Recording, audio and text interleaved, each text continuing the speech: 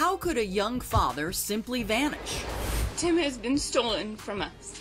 Who could possibly want Tim Bosma gone? And why would he be taken? It was just a truck. Breaking new developments. Is Tim's disappearance somehow connected to the mysterious deaths of two others? It's such a crazy scenario, it's hard to believe. The answers will reveal the twisted world of a thrill-seeking petty crook who some believe may have just graduated to serial killer. No question, this story is far from over. Tim Bosma and his wife Charlene were the picture of bliss, raising a young daughter in the quiet of the countryside. But money was tight, according to author Anne Brocklehurst, and that led Tim to sell his beloved Dodge Ram pickup. He wanted to buy a cheaper truck. It had been advertised online for a few weeks, hadn't gotten much interest at all. And then he gets a call from these guys who seem like serious prospective buyers. On a Sunday evening, the two men arrive for a test drive, but they show up late and on foot. According to investigative journalist Alex Pearson, Tim had a bad feeling right from the start. He had said right before he went out with these men, he was feeling uneasy while putting his daughter down. He was feeling uneasy about it because they were late. It was an odd time to be coming to look for a truck. It was later in the evening. A little after 9 o'clock, Tim kissed Charlene goodbye and said he'd be right back. An hour later, he still wasn't home. And she started phoning him and texting him and got no answers. When initially we heard that Tim Bosma had gone missing, it's like any adult who goes missing, the opinions of everybody that something must have happened. Tim must have had a drug deal or something nefarious was going on. But cops have a different feeling. They subpoenaed Tim Bosma's phone records, so it was almost immediate. When someone is reported missing, you wait 24 hours. But the police knew, I think instinctively, this was a different kind of case because it involved online ads, two guys coming to look for a truck, and that he was supposed to be back and he wasn't. Meanwhile, Tim's wife Charlene makes a desperate plea aimed at the men who took her husband.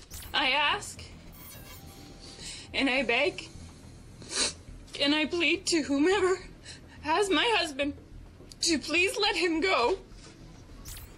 Please let him come home.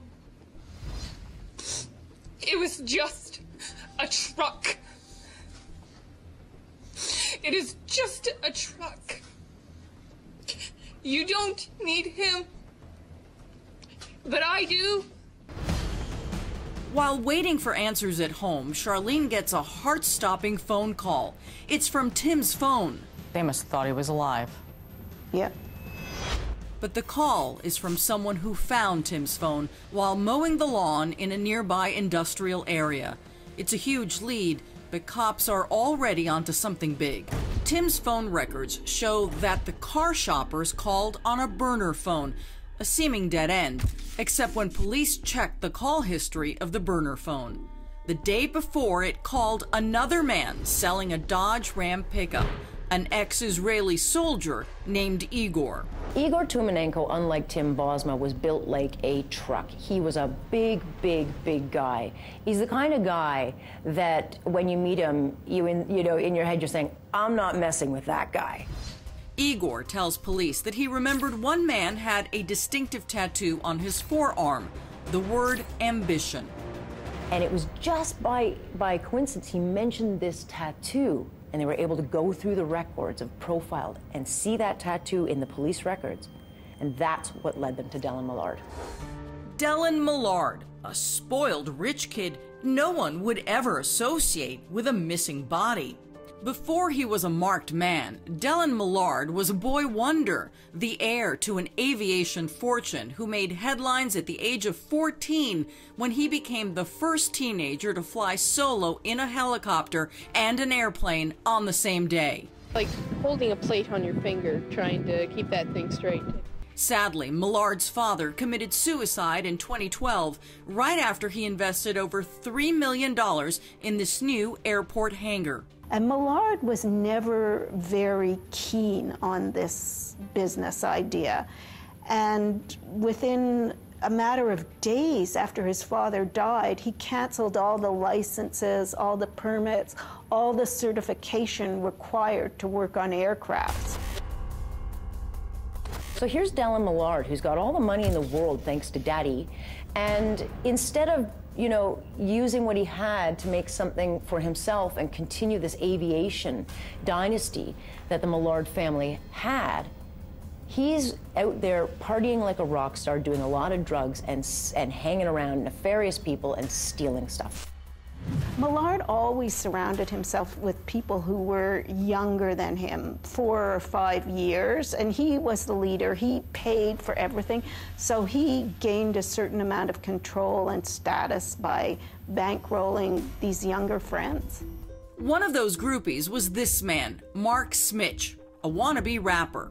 It's like a freestyle session with no lesson, no question. I'm killing you in possession. Smitch was going to be a rap star, and I guess Millard saw himself as maybe the producer, the manager. Who's who?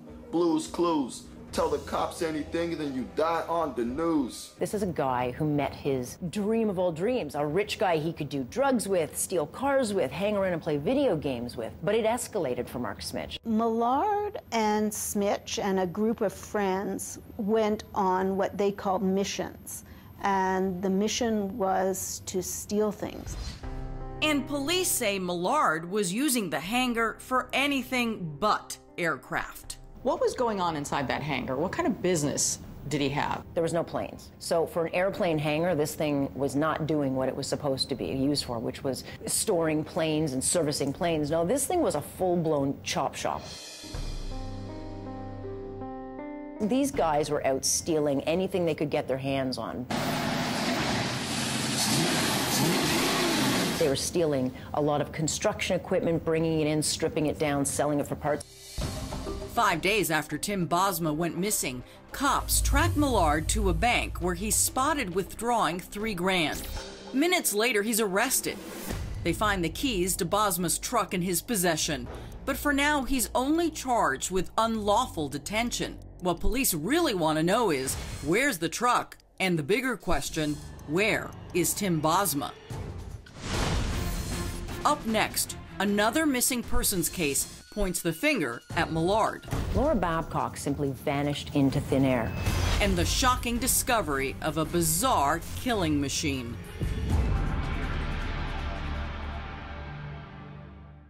Video from that location shows 2 vehicles arriving at the scene. Police experts say this one with the running lights on top is Tim's. The one trailing is Millard's SUV. Bosma's phone was found about 300 yards from this very spot.